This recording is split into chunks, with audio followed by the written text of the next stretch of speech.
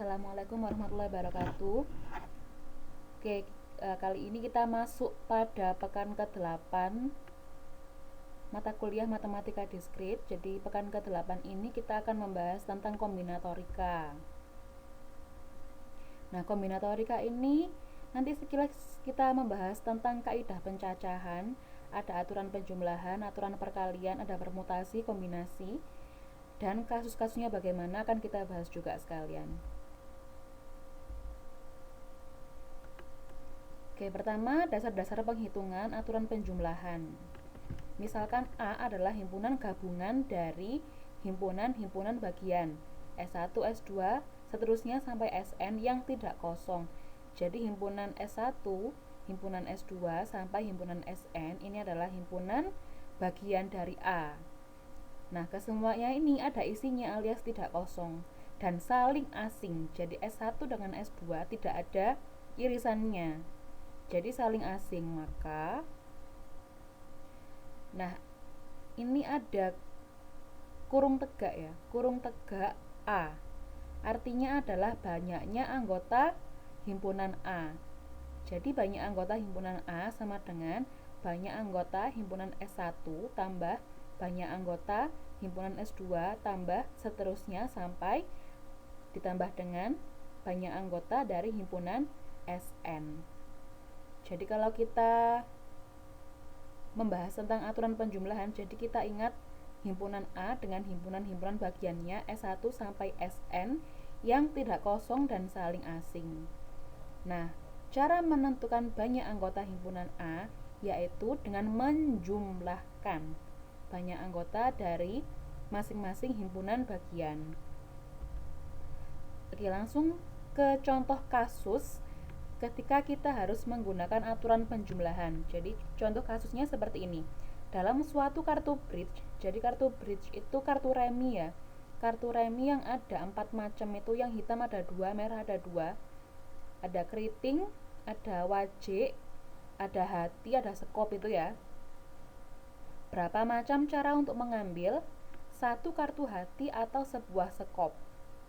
Satu kartu hati atau kartu as, sebuah as atau sebuah king, sebuah kartu bernomor 2 hingga 10. Oke, yang pertama, kartu hati.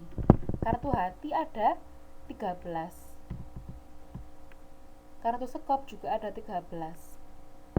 Nah, ada kata kunci atau, maka kita harus menggunakan aturan penjumlahan.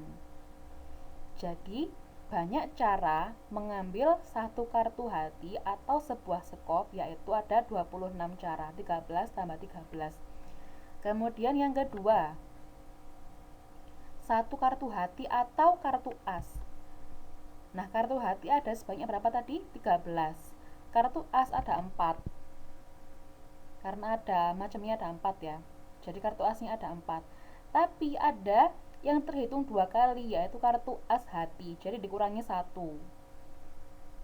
Sama dengan 16. Jadi ada 16 cara untuk mengambil satu kartu hati atau kartu as. Kemudian sebuah as atau sebuah king. As ada 4 ya. Ada 4, kingnya juga ada 4. Kata gabungnya, kata hubungnya atau jadi dijumlah. Jadi ada sebanyak 8 cara mengambil sebuah as atau sebuah king. Kemudian kartu bernomor 2 hingga 10.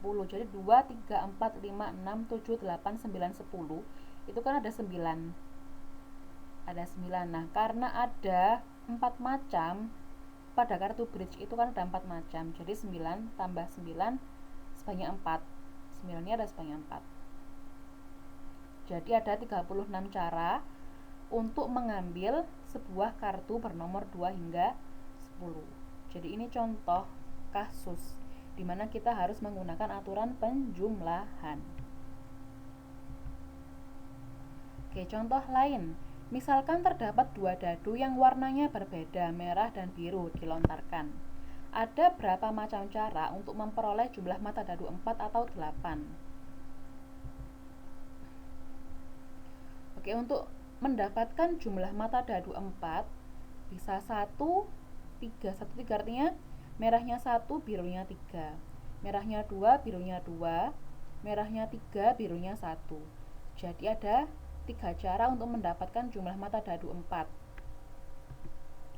Untuk mendapatkan jumlah mata dadu 8, bisa merahnya 2, birunya 6. Merahnya 3, birunya 5.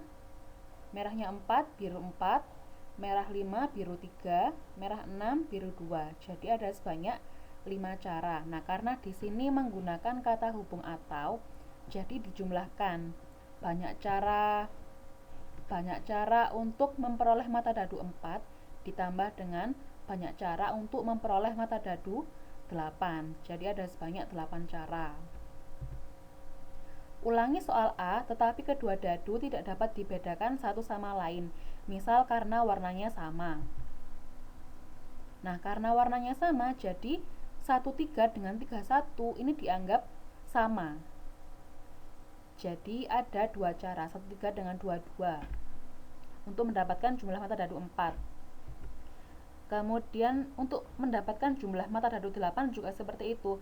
26 dengan 62 dianggap sama, 35 dengan 53 dianggap sama. Jadi ada 3 cara mendapatkan jumlah mata dadu 8 untuk dua dadu yang warnanya sama.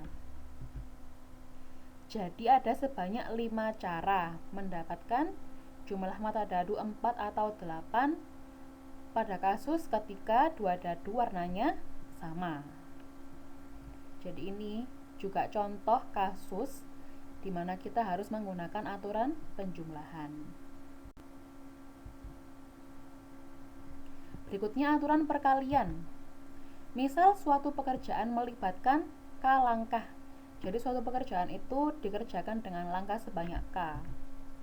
Langkah ke-1 dilakukan dengan N1 cara, ada sebanyak N1 cara. Langkah kedua dilakukan dalam N2 cara, ada sebanyak N2 untuk langkah kedua. Seterusnya ada sebanyak NK cara untuk melakukan langkah ke K.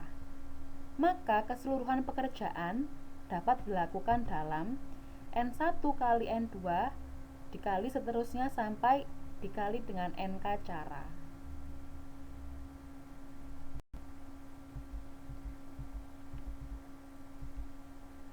Nah, ini contoh dari aturan perkalian. Yang pertama, jika dua dadu yang berbeda dilontarkan, berapa banyak kemungkinan hasil yang muncul? Ada dua dadu berbeda dilontarkan. Pada lontaran pertama, ada sebanyak 6 kemungkinan hasil yang muncul. Pada pelontaran yang kedua, juga ada sebanyak 6 kemungkinan hasil yang muncul. Karena dilontarkan sebanyak 2 kali, masing-masing pelontaran kemungkinannya ada 6, jadi 6 kali 6 sama dengan 6 pangkat 2 sama dengan 36 cara. Bagaimana jika kasusnya 5 buah dadu dilontarkan? Jadi 6-nya ada sebanyak 5 menggunakan aturan perkalian. Pelontaran pertama kemungkinan hasilnya ada sebanyak 6, pelontaran kedua kemungkinan hasilnya sebanyak 6, sampai pelontaran yang kelima kemungkinan hasilnya juga ada sebanyak 6, jadi 6 pangkat 5. Bagaimana kalau dadunya ada sebanyak N? Maka banyak kemungkinan hasil yang muncul yaitu 6 pangkat N.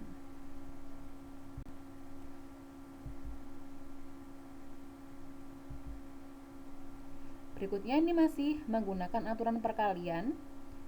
Misal barang-barang di suatu pabrik diberi kode yang terdiri dari 3 huruf dan diikuti 4 angka. Misalnya kodenya KPR4132. Jadi 3 huruf 4 angka. Jika huruf dan angka boleh diulangi penggunaannya, ada berapa macam barang yang dapat diberi kode yang berbeda? Oke, untuk huruf yang pertama ada sebanyak 26, jadi A sampai Z. A sampai Z itu ada sebanyak 26 ya huruf itu, alfabet. Jadi huruf yang pertama 26 cara.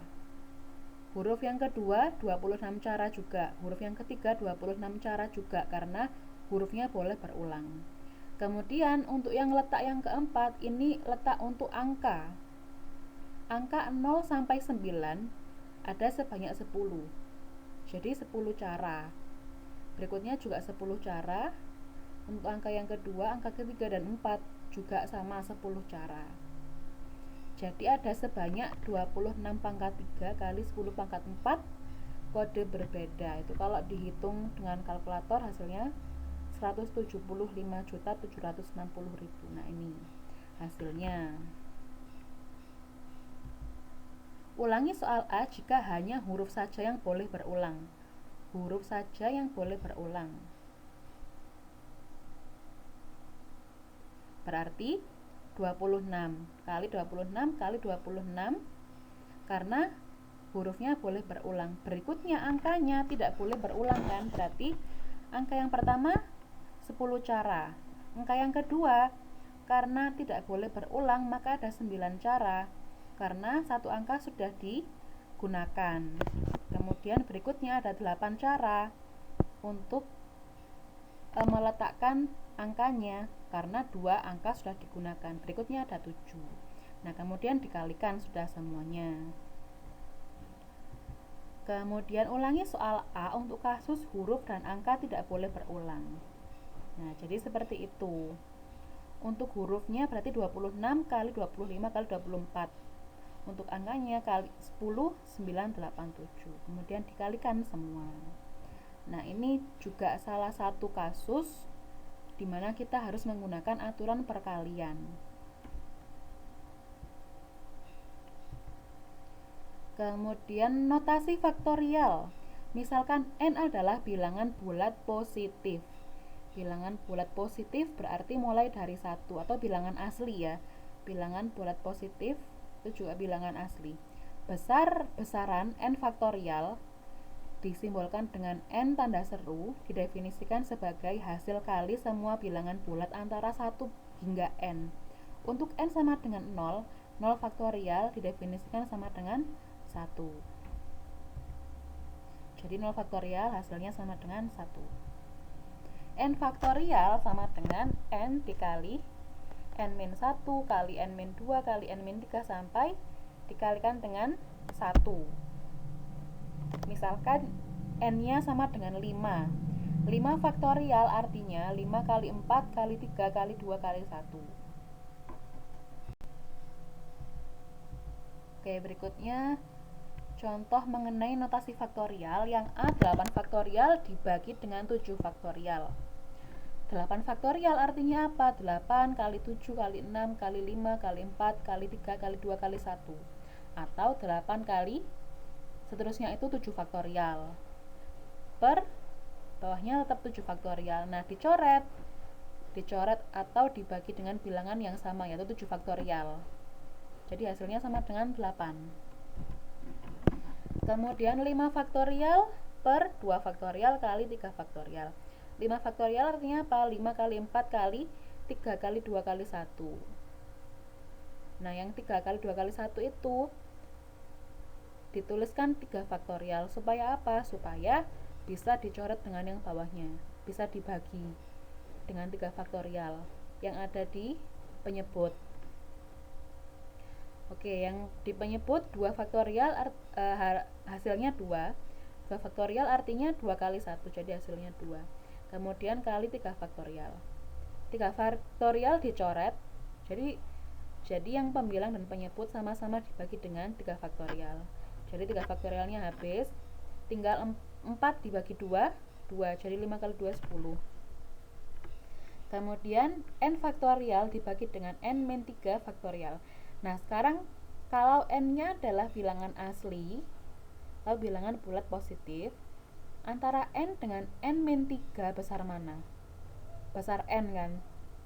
Kalau n-nya bilangan asli, n dengan n-3 lebih besar n. Jadi kita harus menguraikan n faktorial terlebih dahulu. N faktorial tadi apa? Sesuai dengan definisi n kali n-1 kali n-2 kali seterusnya sampai 1. Nah, ini yang n-3 faktorial tetap yang bawahnya, yang atas ketika kita menjabarkan n faktorial, kita juga menjabarkannya berhentinya pada saat n-3 faktorial. Jadi n kali n-1 kali n-2 kali n-3 faktorial, supaya bisa dicoret dengan yang penyebutnya. Jadi pembilang dan penyebut sama-sama dibagi dengan n-3 faktorial. Jadi sudah dibagi, kemudian tinggal n kali n-1 kali n-2. Hasilnya n kali n-1 kali n-2, hasilnya n kuadrat min 2n min n min 3n min 1 kali min 2 plus 2. N dikalikan n kuadrat min 3n plus 2. N kali n kuadrat n pangkat 3. N kali min 3n min 3n kuadrat. N kali positif 2, jadi positif 2n. Oke, berikutnya yang n-1 dengan n plus 1. Yang lebih besar yaitu n plus 1. N-nya adalah bilangan asli. Jadi kita menjabarkan n plus 1. N plus 1 faktorial. N plus 1 faktorial artinya apa? N plus 1 dikali dengan n dikali dengan n-1 faktorial. Jadi kita menjabarkannya itu n-nya ini berkurang 1 ya. N plus 1-nya berkurang 1. Seperti yang di atas, n-nya kan berkurang 1. N, n-1, berikutnya n-2, berikutnya n-3. Berarti kalau n plus 1, berikutnya berkurang 1 jadi n. Setelah n berkurang 1 jadi n-1. Berhenti pada n-1 faktorial supaya bisa dibagi dengan pembilangnya. Sama-sama pembilang dan penyebut sama-sama dibagi dengan n-1 faktorial. Jadi yang atas pembilangnya tinggal 1 per n kali n plus 1, jadi 1 per n kuadrat plus n. Ini mengenai perhitungan notasi faktorial, baik secara secara umum melibatkan variabel n maupun yang secara khusus untuk bilangan-bilangan tertentu. Berikutnya kombinasi. Misalkan himpunan S memiliki banyak elemen sebanyak n. Anggota dari himpunan S ada sebanyak n. Banyaknya himpunan bagian dari S yang memiliki R elemen dengan R kurang dari sama dengan n disebut kombinasi n objek yang diambil R objek sekaligus. Simbol dari kombinasi seperti ini ya, jadi bisa tanda kurung, baris pertama n, baris kedua r, artinya n kombinasi r, atau bisa juga c dalam kurung n, r, ini juga artinya sama, n kombinasi r, atau ncr, n kombinasi r, kombinasi r objek dari n objek. Nah, cara menentukan kombinasi n kombinasi r sama dengan n faktorial dibagi dengan n min r faktorial kali r faktorial. Seperti misalkan 5 kombinasi 2, berarti 5 faktorial dibagi dengan 5 min 2, 3 faktorial kali 2 faktorial. Urutan kemunculan objek, jadi pada kombinasi ya, urutan kemunculan objek tidak diperhatikan.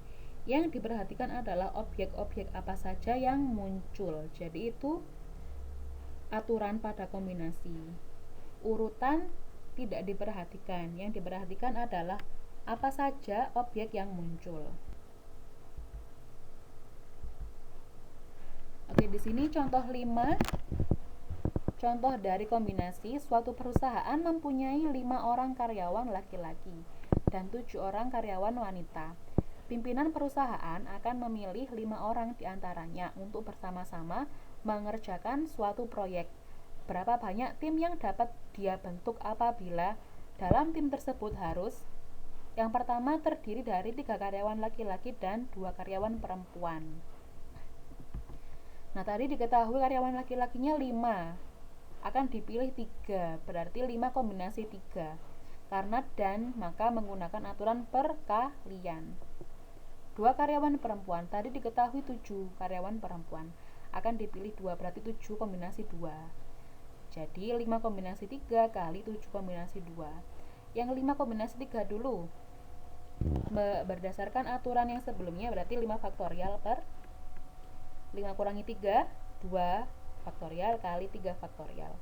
Dikalikan 7 kombinasi 2, 7 faktorial per 7 min 2, 5 faktorial kali 2 faktorial. Dijabarkan satu per satu.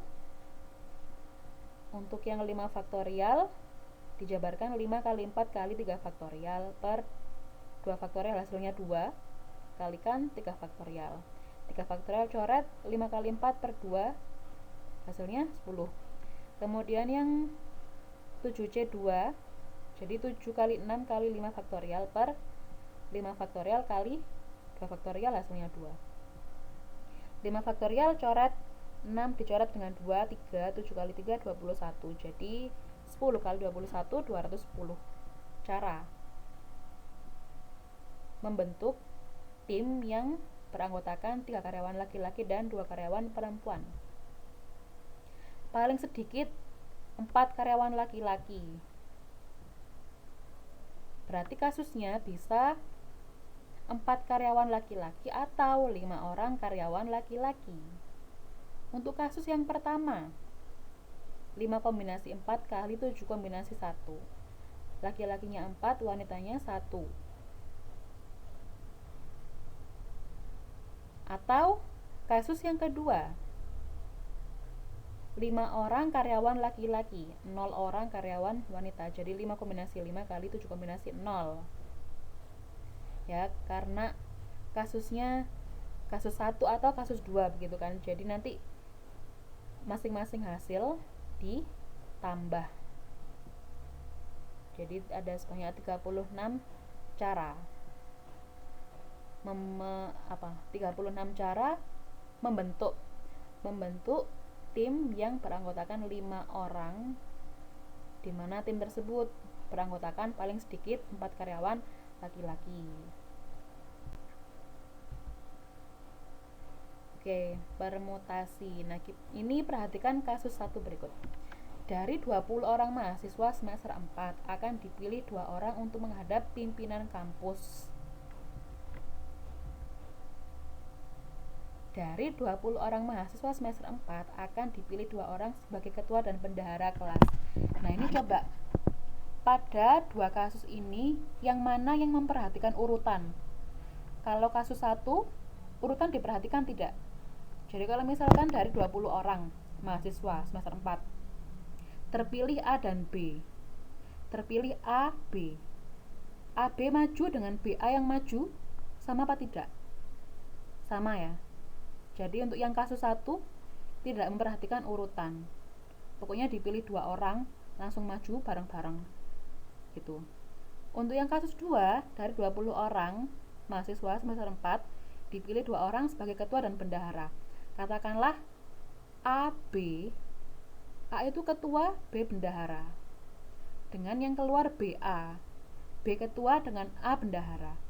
Sama apa tidak? Beda kan? Beda kan? Jadi AB dengan BA berbeda. Kalau AB berarti A ketua, B bendahara. Kalau BA, B ketua, A bendahara. Jadi untuk yang kasus 2 itu kasus yang memperhatikan urutan. Nah, kasus yang memperhatikan urutan seperti ini contoh dari kasus permutasi. Dalam permutasi, perulangan tidak diperbolehkan. Objek yang sudah dipilih tidak boleh dipilih lagi. Permutasi R objek dari N objek, simbolnya P dalam kurung N, R atau NPR. N permutasi R. Perhitungan permutasi, rumusnya N faktorial dibagi dengan N min R faktorial.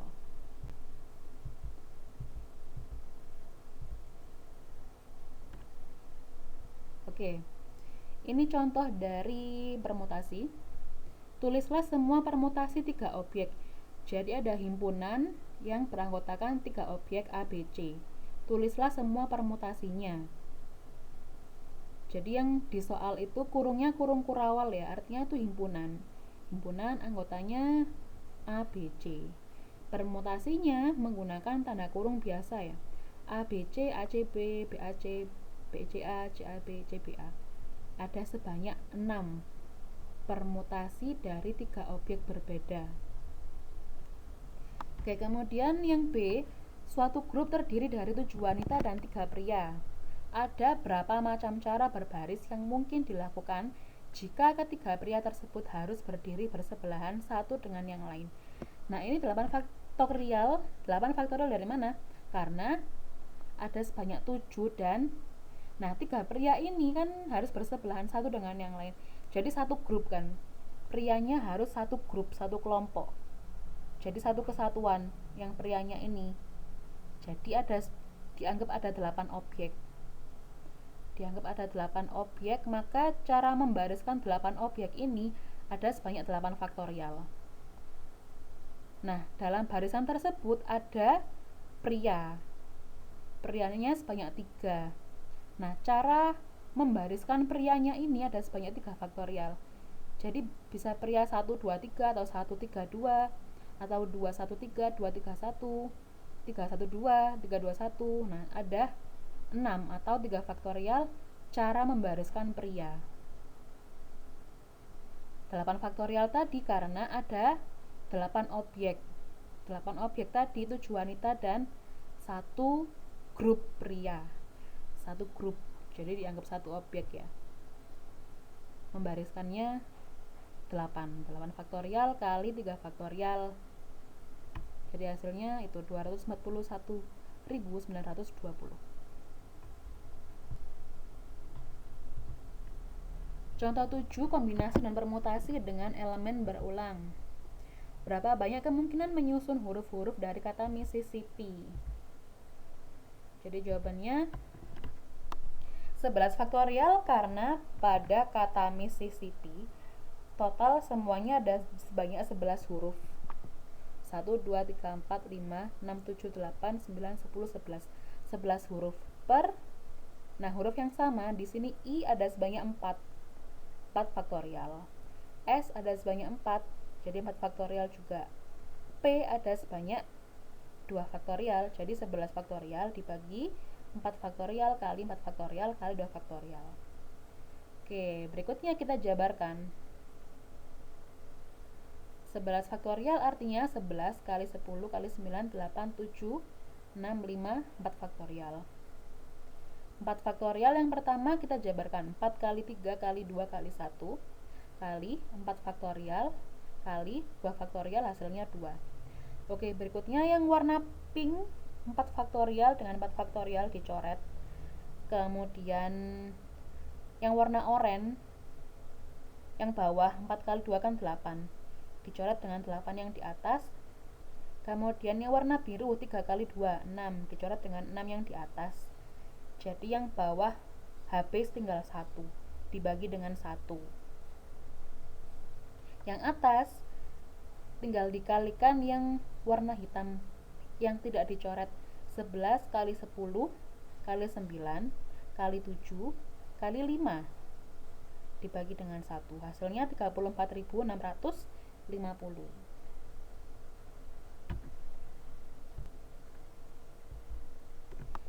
Kemudian, nah ini berikutnya contohnya, ada berapa macam cara agar 23 buku yang berbeda dapat diberikan pada 5 mahasiswa.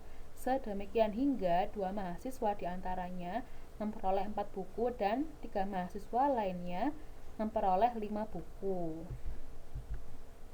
Nah, ini caranya seperti ini. 5 kombinasi 2 itu adalah banyaknya cara membentuk kelompok mahasiswa yang memperoleh 4 buku. Kemudian berikutnya 23 faktorial. Ini kan bukunya tadi ada sebanyak 23 ya. Jadi 23 faktorial dibagi dengan,